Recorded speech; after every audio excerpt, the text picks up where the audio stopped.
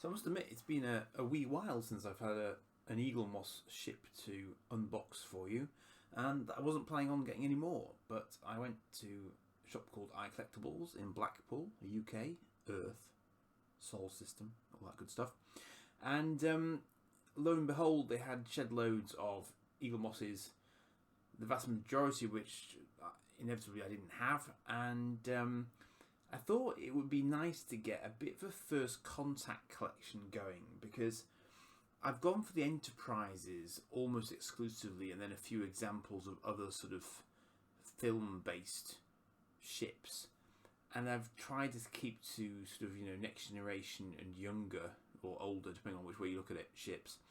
But that does include ships like this, and this is a Norway class ship, the USS Budapest, NCC. He says squinting 64523 possibly. Let me unbox anyway. And this is actually a tactic that I used in the store because they only came in these sort of original boxes, and so as a result, it's actually really hard to know which ship it is unless you're familiar with Star Trek ships intimately, basically. And I don't do badly, but you know, I'm not completely up to speed as perhaps I used to be.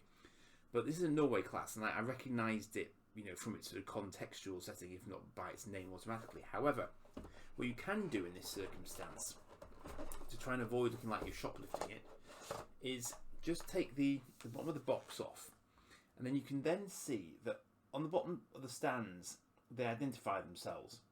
So this is clearly a Norway class once you've looked at the sticker on the bottom of the stand. So that's very, very obvious, and you can just slot this straight back in. It won't fall out particularly because it's quite well sandwiched between the two see-through plastic layers, which I'm now going to get rid of so you can actually see the ship a little bit better.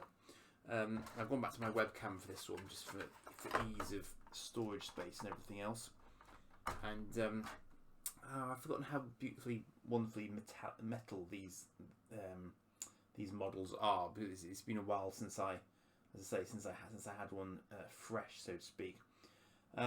Eaglemoss are still not functioning, and I don't think they're going to come back as Eaglemoss at any time in the near future, unfortunately. So guys like this, who you will pick up on the, you know, what you might call the secondary market, are presumably going to get, you know, obviously increasingly rare, but they are still around, and this was very, very reasonably priced, so I really couldn't complain. But there are, you know, there are mutterings that somebody else could buy their old stock and possibly even produce new ships. So, you know, they may not be entirely gone just yet. So we've got some plastic nacelles, but actually the front section is quite plastic as well.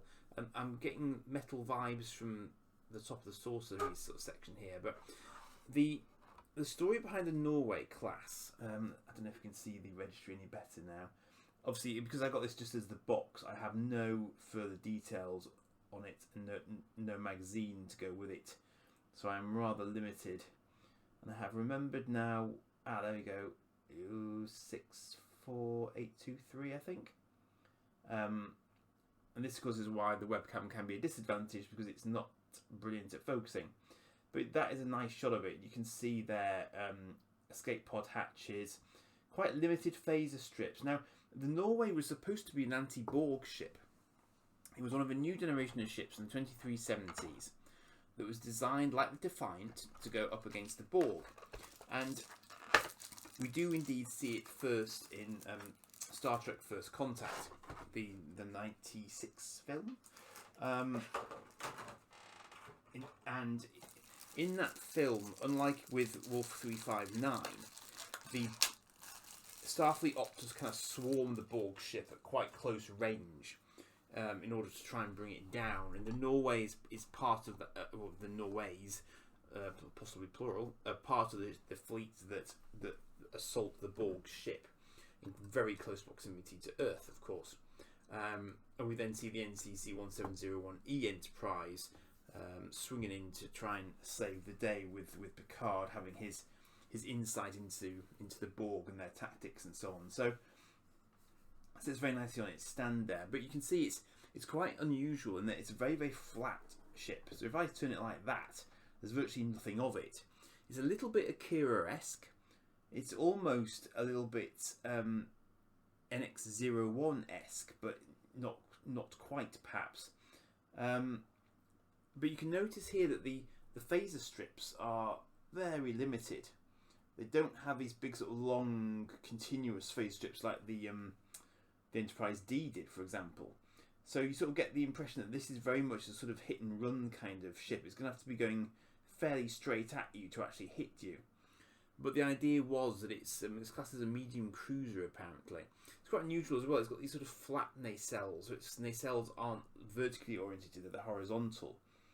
And that being said, you know, it does keep them sort of very, very tucked away. I quite like the sort of the flat underside ventral sort of side there as well. That's quite interesting.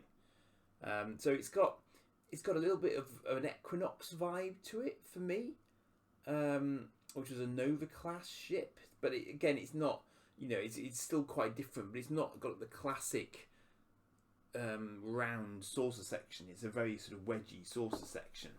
So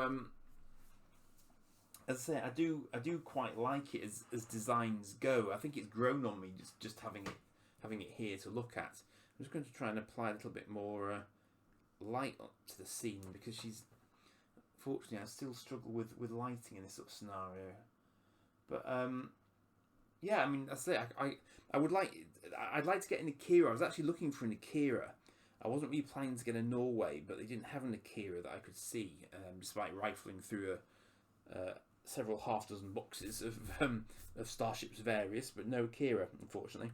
So I'll have to keep an eye out for an Akira in due course. I have a couple of other places I could look for one as well.